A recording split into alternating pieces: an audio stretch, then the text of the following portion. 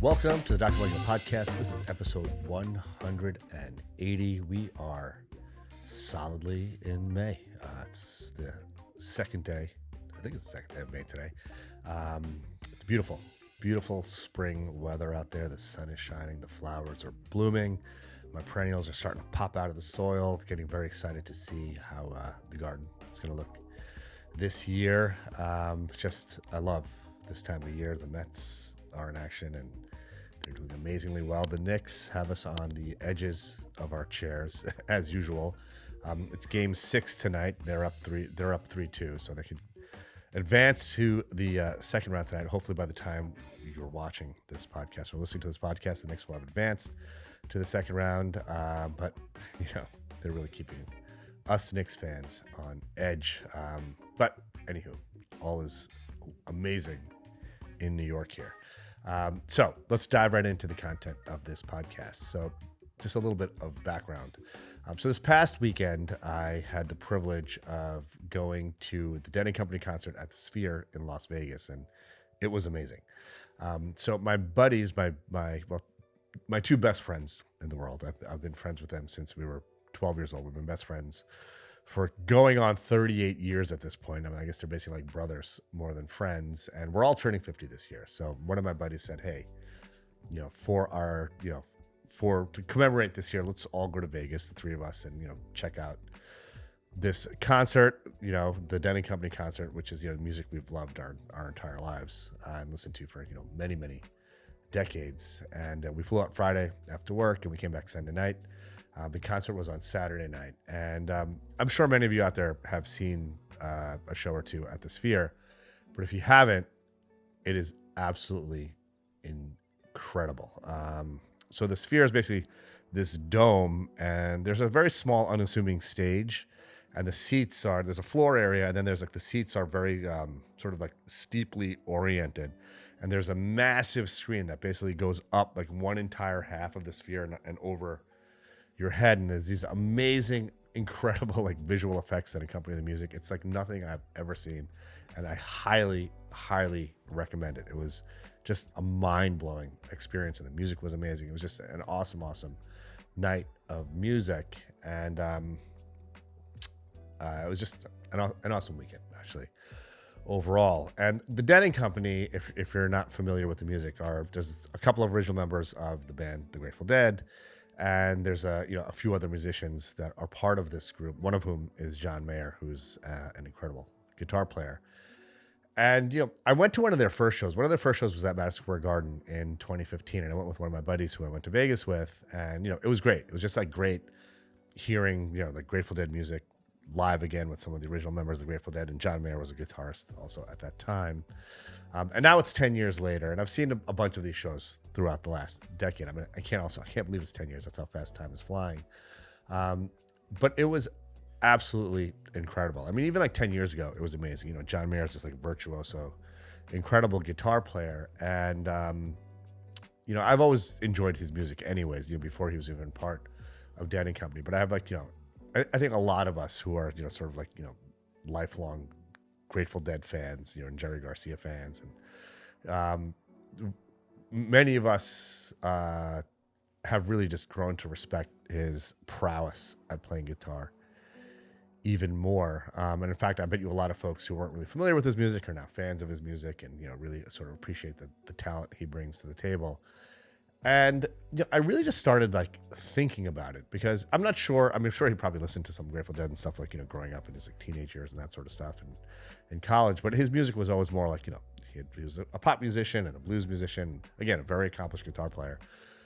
But the catalog of Grateful Dead music is there's just a huge number of songs. So not only it's learning the songs, it's mastering these songs. And I started doing a little bit of a deep dive. And there's some videos that I'd seen in the past. There was an Instagram live that he did in 2019 where he's basically practicing live, and he's basically going over with whoever's watching, what he's practicing and how, his methodology for practicing and learning this music. And at this point, he'd already been 4 years into playing this music. But even still, he was working on it so diligently, and I don't. I just. It's a 30-minute video. It's worth watching. You can just like Google it, like John Mayer Instagram Live. I think it's like one of the videos that has like the most views. It went viral, I think, around that time, and still, has tons of viewership.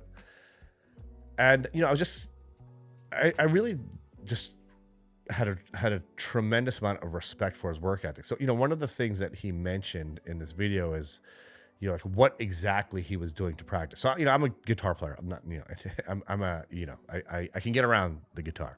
But,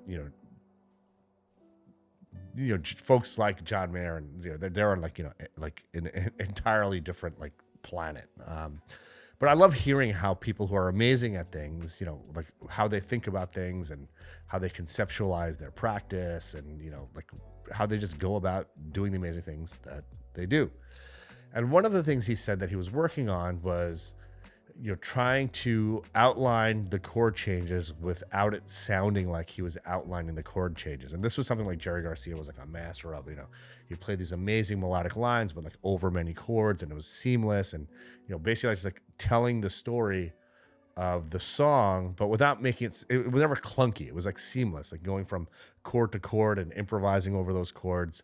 And it just was beautiful, long melodic lines that kind of, you flowed through the music, but it wasn't like, each chord like being outlined. And that's something John Mayer, that was something that he was working on. I think at that time they were getting ready to play a bunch of shows in Mexico, and it was probably a few days before that. He was just going through the music. I mean, he plays so much different music with so many different folks, and he had to get. I think one of the things he actually said was, "I have to get my mind into the space of this music again." And he was like, just working on changes, and he showed us some examples of like an easier song where he's like basically outlining 2 chords, and there was like a more complex song where he's outlining, like whatever, 6 or 7 chords. As you've heard me say many times over, the most important part of any anti-aging skin regimen is using a proper sunscreen, namely one that's at least an SPF 30 and contains titanium or zinc or both. I couldn't be more excited to announce the launch of these 2 amazing Dr. Mudgil brand sunscreens. One is tinted, one is non-tinted, depending on what your preference is. I also have an amazing hydrating and moisturizing serum, which your skin is absolutely going to love. There's a link in the description below, which you can click to check out the products. You are going to love them as much as I do. But when I was listening to him, I was like, wow. I was like, this is exactly what purposeful practice is. This is exactly what, like, getting those 10,000 hours in. And anyone who's amazing at anything, like anyone who we, admire as like, the best at what they do. So, in like sports, like the Michael Jordans and LeBron James and Serena Williams and Simone Biles and, all these amazing athletes that are, just breaking records and setting trends. And, like in, obviously the music world, like folks like John Mayer, in the art world, there's folks that are similar, like, my close buddy, Bang Bang, who's arguably the most famous tattoo artist in the world. Same sort of thing. Like when I talked to him, and we did a podcast a long time ago, and I was asking him like, like, how'd you get so good at doing what you do? And it's literally by like doing it and purposeful practice. And, it's not just like, for John Mayer, for instance, it's not just like noodling around on the guitar and like, okay, this is the song. It's literally, like breaking the song down, like, chord by chord and trying to bridge those chords. And he's very deliberately trying to like master that song so that when he's improvising on that song in a live format, and this is one of the things he said, he's like, I'm not thinking about these things when I'm performing. It's just, this is preparing me to do that in a free way. Like, that foundation of understanding and all that hard work and all that practice that goes on behind the scenes, it makes playing effortless, because he's not thinking about, those things that, okay, I got to bridge this chord to this chord. It just happens because his fingers are so used to those patterns from all those, like, literally 10,000 hours of, probably hundreds of thousands of hours of purposeful practice that he put in. Same thing for like, all that hard work that Kobe Bryant and Michael Jordan used to do behind closed doors. That famous story when Kobe Bryant, missed a couple of free throws or a bunch of free throws in a game. And then it's the second they landed in the next city at like 3 a.m, he found a gym and shot like whatever, 1,000 free throws. I'm not sure if I'm telling you the story exactly accurately, but it's something to that effect.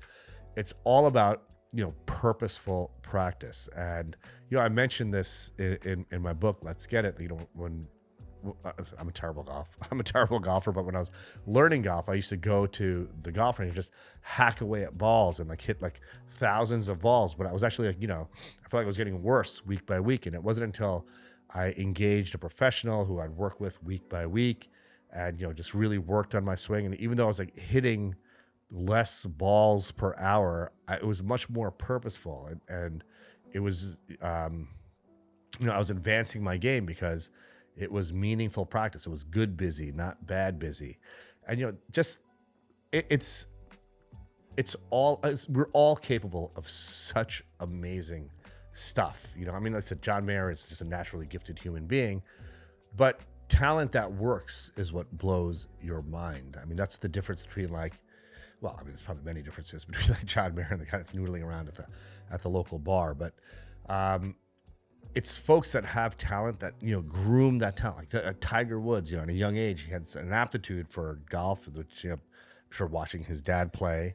And then, like at that early age, getting those 10,000 hours of purposeful practice at an early age is what separated him from everybody else. Kobe Bryant talks about how he used to get 4 practices in a day, starting in like 7th or 8th grade, relative to his friends who were practicing maybe a couple of hours a day, getting 1 practice in a day. And with each passing year, that separation just got bigger and bigger and bigger and bigger till he was so far ahead of everybody else that no one could catch him. And, that's exactly, in my mind, like, what John Mayer has done with this catalog of music. I mean, he's got like a PhD in playing this music, and it's quite literally, he's an incredibly talented guitar player, but, using that foundation of talent and putting in that 10,000 hours of purposeful practice, just even when you listen to the music now, 10 years after he started performing with Dead & Company in 2015, it's like, it was amazing back then, but it's like a different level of amazing now. And some of that's attributed to the band gelling and that sort of stuff, but it really just is his like mastery of this music and these delicate lines and like integrating these chord changes, and it's a beautiful thing. So I recommend, if you're a fan of this type of music, I definitely recommend you checking out one of the shows. I think there's like 2 more weekends left of the Dead & Company shows at the Sphere. But if you're not, I recommend going to the Sphere just to check out any show, because it will quite literally blow your mind. But listen, we're all capable of amazing things, and it's inspiring to me when I see someone who's just so gifted and incredible at something, because it's like, wow, like now I'm like, learning how to play piano. I'm taking piano lessons, and it really is about, when I'm sitting down at the piano, sometimes I just find myself like playing the same stuff over and over again, and I'm not really advancing. But then I think about this video that I saw with John Mayer and his Instagram Live, and I think, you know what? If I'm going to sit here for half an hour, I should make it purposeful, so I'm moving the needle. And we can do that in every aspect of our life, and that is what mastery is about. You can apply it to your professional goals, you can apply it to fitness, you can apply it to your nutrition, you can apply it to your hobby. But things are so much sweeter when you're doing it in a purposeful way with intent to try to advance the needle for things that are important to you. So with that, I hope you all have a wonderful and restful weekend and are just ready to crush the week ahead. Let's get it.